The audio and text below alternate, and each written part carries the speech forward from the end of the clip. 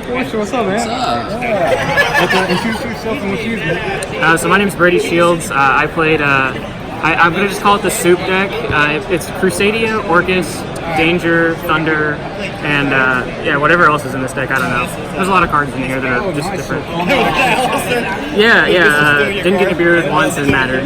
Really? Yeah, so cool event. So 10 cards for Crusadia, so 3 Maximus, 3 Reclusia, 2 Arborea, 2 Draco. These are the most important ones. You want to see him going second almost every time, and you want to open him into going first hands so you can have an additional light so you can start using your 11 years more aggressively. This card's a lot less impactful because Ghost Ogre isn't in the format, and we play the second one just in case you draw this, you can still full combo. But the full combo is you open 1 Crusadia, and then any Crusadia or another extender, and you just go off. Play 6 Dangers, nothing to it. You want more cards to summon. These are just better than playing more Crusadias. 2 Leveneer and Red Eyes. This is really important for the combo and for grinding. You just want to have a card to keep going. And then we also play the prize card. I burn someone for game with his effect, and I use his skill effect quite often, so you can like cycle through 11 years and stuff like that. They're all really powerful cards, and you want to include them all. I played Tempest. This was something so if you already had Rotar alive, you would summon Tempest off your spheres, so you could have an aggressive play on top of your 11 year. Worked out fine. Strudo for an extender. I don't play synchros, but it's just there to be another dragon. White and black. Pretty good. This stupid card. I almost wanted to play 2, so I could better play around like other hand traps, but people just aren't playing them, so there was no point. The Thunder cards. I didn't play Roar. You don't need it.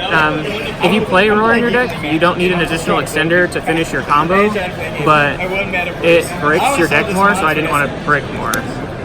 And then 2 Nightmare, 1 Harp, 1 Skeleton. I didn't think any more was needed. They all worked fine. I didn't really break on them at all. And then 1 Gizmek. I wanted to play a second one looking back, but 1 was just fine. Like you just need to see it, and that's all that matters. And then I also played spells in this deck because I'm an animal. 3 Allure. Because I wasn't playing Sekka, I needed something to draw me cards, and Allure was just fine. Like I didn't need anything else. Reborn. This is like actually probably like the whole reason I wanted to play spells. This card is busted. Being able to like recur your Red Eyes back and get like 3 monsters for free, or like just do whatever you want, is really usually pretty nice. Foolish. This was okay. I sided it out when I went second, just because I had so many starters. Upstart, because I'm a madman and this is 39 cards. Keep it consistent, I guess. And then 1 Crescendo. And that was it for the main deck. It wasn't perfect, but it did the job, I guess. So yeah, Richard. My extra deck is 15 cards that all contribute to making the combo. So there is not a card I don't go through in my extra deck when I do the combo, but I can do it in different ways. So LP, Fisty, Agripane, Triple Burst, and then I played Spheres. I didn't play Saryuja or Romulus or anything like that. I figured out a way to make a combo where you make LP do this, and then you summon this, so now you have a zone here, and then you go through the full combo that way. So if they Nibiru you, you get a tribute him, and it just keeps you alive, keeps you going. So you're saying with the reprint Saryuja command, you don't need it? Oh no, it's totally irrelevant. Not necessary for any of the combos. And then we played Land Fornicus. This was just better than Lambda and Beat Cop because you can use a Nibiru token with it. But in hindsight, it never really mattered that much. If you have the extenders, it never matters. These 2 cards, those are pretty good, I've heard. Magius, so I can combo. 2 Galatea, 1 Ding, 1 Colossus, 1 Hot Red, and then MVP is the Trish Fusion. If you're unfamiliar with the card, you summon him by banishing 3 dragons on your field, so you use your LB Pissy Agripane.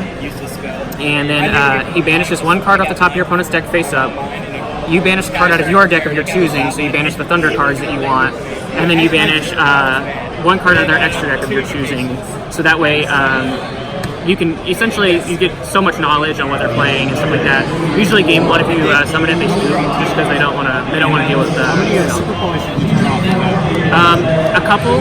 Most of the time, I was hitting mermaids and LPs. The whole reason I picked the deck is because not a whole lot of decks right now are playing Super Poly for whatever reason, and Nibiru is like declining in play from what I've been watching. So I just felt like this was like a good time to just take the deck in for one more go.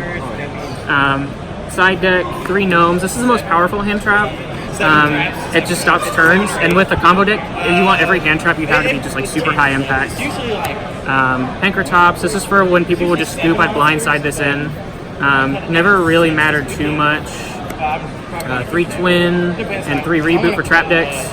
I played against 1 trap deck all weekend, which is weird, but whatever. More combo decks is more free wins for me. 3 mines. So I didn't play Nibiru or any of the other cards because this card is good versus Orcust, and I felt like Nibiru wasn't as strong versus Orcust. So I just wanted to play this after getting some negates and then just recoup my hand and kill them whenever I was ready. Worked out really nicely. And then the MVP of this weekend is Scarlet Red Dragon Archfiend. I won 4 matches in time with this. And so the whole logic with it is you summon as many monsters as you can and aggro-pain this out, and then you blow up your board, and then you try to get yourself, if you still don't have enough, you try to get yourself to a situation where you activate the prize card's monster effect and then blow it and burn up the board even more. I did like 7,200 damage with this and the prize card round 5 against my opponent. So he just died. Like super easy wins. And that's it. That's it. Shout out to Miles. He's my boy. I've been playing with forever. Maddie, super cool. Michael, Ian, everyone who's cheered me on for this event. Shout out to Cookie for telling me not to play the deck for like 3 weeks. Shout out to Peter for telling me that if I play Sky Striker, I'll top an event. Guess what? I didn't. Yeah, that's it. Very nice. Well, congrats on top of the